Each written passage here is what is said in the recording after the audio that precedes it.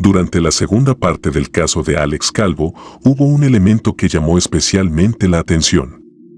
Se trata de una antigua entrevista relacionada con los extraños acontecimientos que, según algunos testimonios, han acompañado a esta familia durante generaciones. Debido a su duración, únicamente pudimos escuchar algunos fragmentos. Por esa razón, en esta ocasión analizaremos la entrevista completa y algunos de los detalles más interesantes que contiene.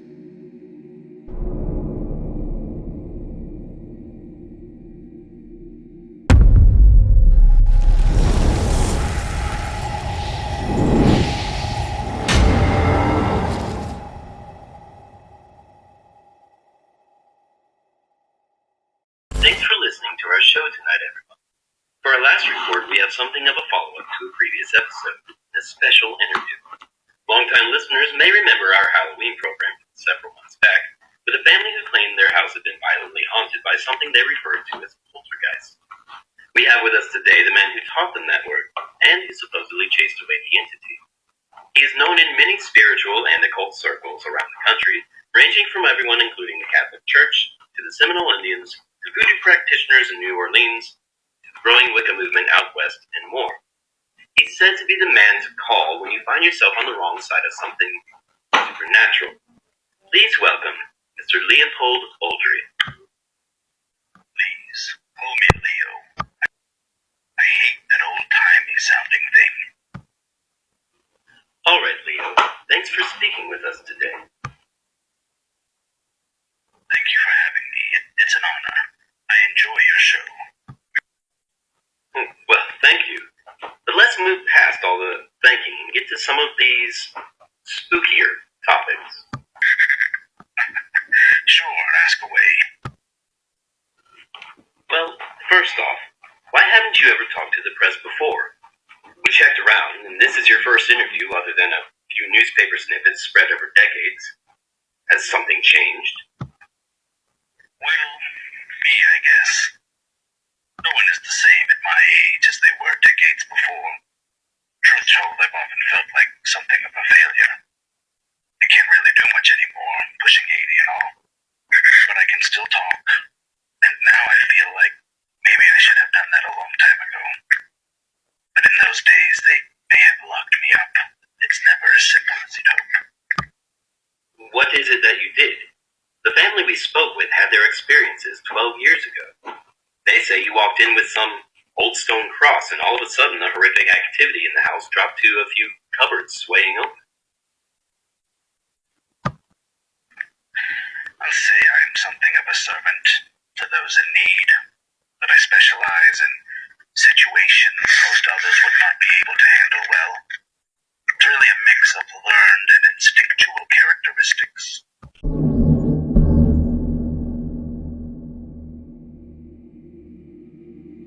Resulta curioso que esta fuera la primera vez que Leo hablaba en radio. Para entonces ya era una persona conocida, no solo por el famoso caso que lo llevó a la atención pública, sino también por el contacto que mantenía con sacerdotes, investigadores y otras personas relacionadas con estos temas. Pero quizá lo más inquietante es que desde los primeros minutos parece cargar con experiencias de las que preferiría no hablar. So I'm guessing what you're getting at is that most of us would be messing our pants as we sprinted out the door. But what do you mean by learned and instinctual characteristics? How are you able to do the things you claim to without fear? Oh, I feel fear. Something pops out at me when I first get a good look at it or hear something. I'll shout, I'll curse, but I won't run away from it. And if you can do that, if you have it in you, like I do, as was passed down to me by my forefathers, and you have the knowledge of what you're dealing with, you can do anything. That's the whole point. Okay, well let's get specific. The Lindsay family said that even with the cross of yours, you had to have a showdown with the thing in the house. They said you basically just talked it down. They still live in that house over a decade later, claiming nothing has ever happened since. Area where they fall into, they don't know what they know. Because so much of the common knowledge is that you just stand up, chest out, and loudly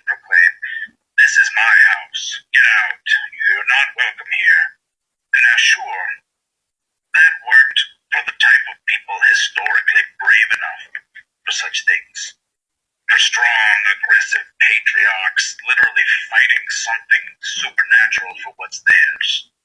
But the truth is, it's not the same for everybody. How could it be? The secret to standing toe-to-toe with the spiritual entity, any of them, is knowing who you are, knowing where you are most yourself, what state of mind, what emotions, what thoughts, what actions. You are everything that entity is, and more. If you can align yourself, it can't do much against you. For me, that's a calm, emotional dialogue. And what would you say to the people that don't believe any of this stuff is real? Well, first and foremost, I understand. It doesn't help that there are so many hucksters out there giving the subject such a terrible, terrible name. And to whom exactly are you referring? I don't want to give any names, but I've met a real popular couple, popular paranormal investigators, psychic, the whole thing. Didn't buy a word of it. Total frauds in my book.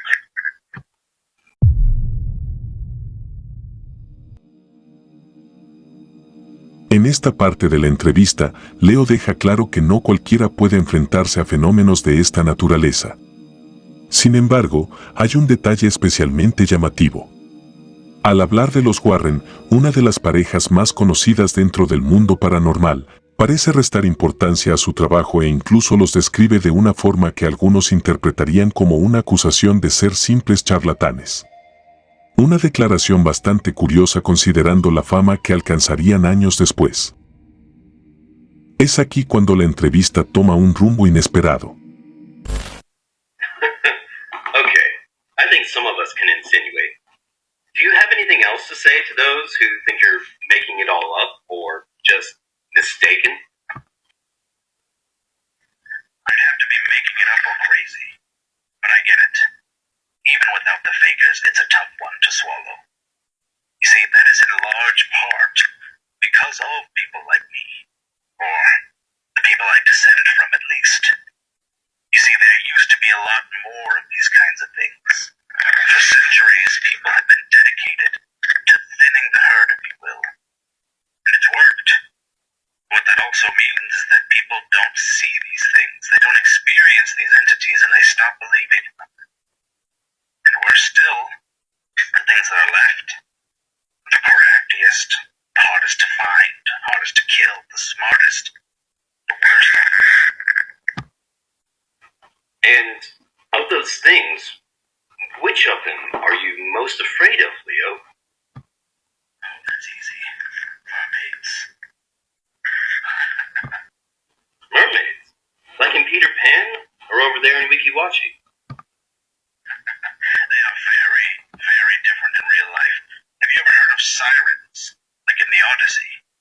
They're a real terror. Well, now that you mention it, from the Odyssey, I think I do remember them. I read it in high school. They sang sailors into rocks, right? One of them followed my ship all the way from England, my wife and I, when we first came here, in the 1920s. You mean a mermaid did? A siren? Oh yes.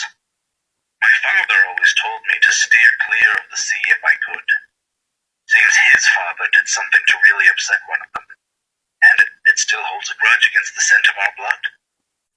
I could hear its cries almost every night all the way across the ocean.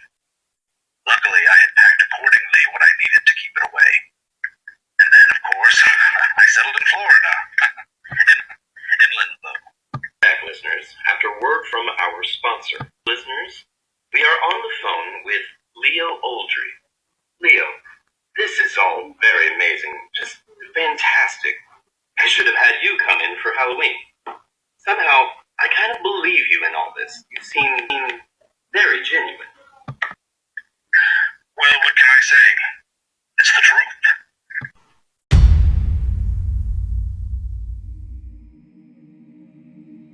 Leo comienza a hablar sobre seres cuya existencia suele ser rechazada incluso dentro del propio mundo paranormal.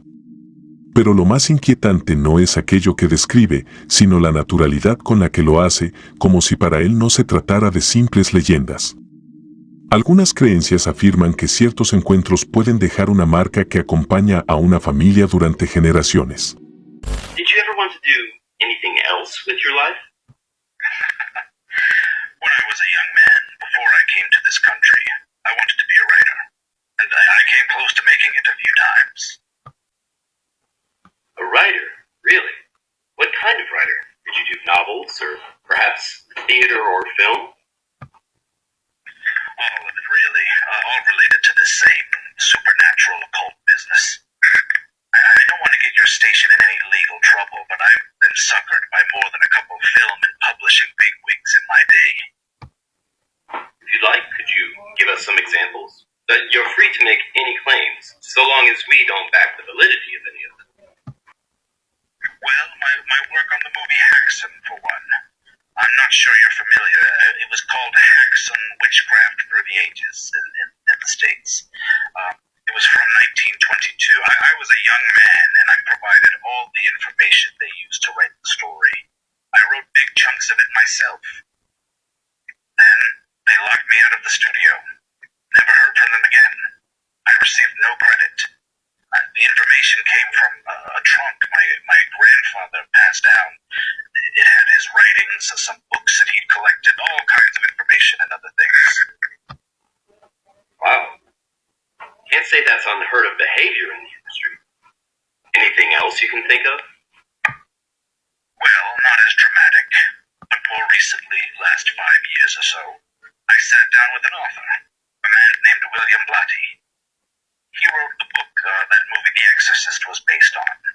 All the Pazuzu element, using that specific entity as the demon, even down to that little stone idol head they had of him. That was all me.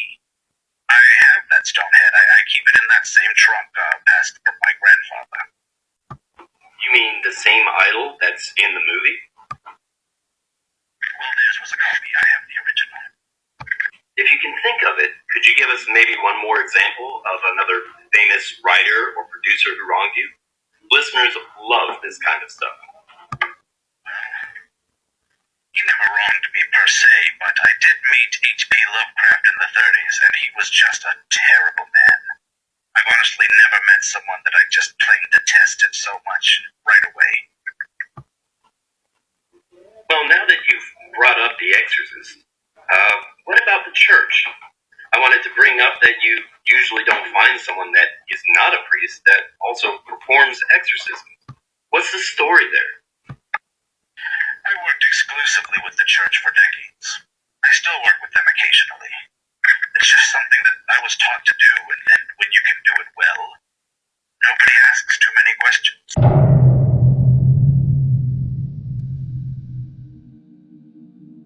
Entre todas las historias que menciona Leo, hay dos detalles que llaman especialmente la atención. El primero es un antiguo baúl familiar que, según él, contenía años de información recopilada. El segundo tiene relación con los exorcismos y con diversas personas vinculadas a la iglesia.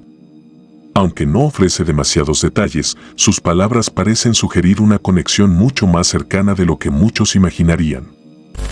All right. Well, we have time for one more question tonight. So why don't you tell us what we should be most wary of? What, if anything, is on the rise out there? That's a close second for what I'm most afraid of.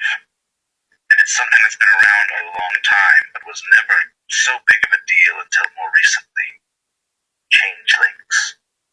Basically demon-like entities somewhat crossed with a doppelganger. Something detectably inhuman, but attempting to pass itself off as genuine. The more frightening aspect is that it doesn't seem to care whether it does a particularly good job. Like maybe it wants you to know. Wants to draw up that primordial dread. Wow, just the way you describe it.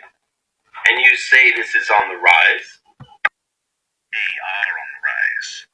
Perhaps unsurprisingly, they've changed.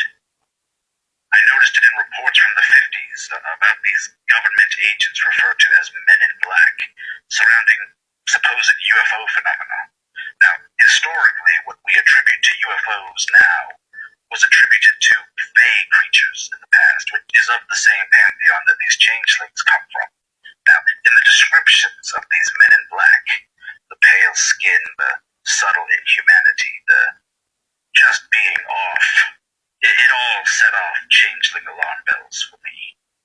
And the idea of multiple of these things working together is quite frightening. More recently, I've heard rumblings. I still hear things, still talk to people. About kids. Strange children, usually a pair of siblings a few years apart, with jet black eyes. They're getting better, and they've spread. A century ago, they'd never been seen outside of Europe. Whatever's next, I have no idea. Well, with that horrifying portent, we are off. We'll definitely have to replay this one next Halloween. Thanks again for talking to us, Leo. You're very welcome, sir. Thank you for having me.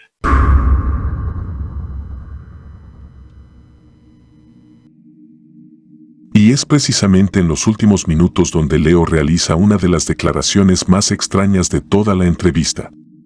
Sus palabras parecen hacer referencia a entidades que algunos relacionaban con los ovnis, pero que otros describían como seres capaces de adoptar distintas apariencias e incluso imitar a las personas. Una idea inquietante, especialmente si consideramos que relatos similares continúan apareciendo hasta nuestros días bajo distintos nombres. Sea cual sea la respuesta, esta entrevista nos permite conocer una faceta poco conocida de Leo y descubrir detalles que podrían ayudar a comprender mejor algunos de los misterios que rodean a la familia de Alex. Pero ahora quiero saber tu opinión. ¿Crees que las experiencias relatadas por Leo esconden algo de verdad?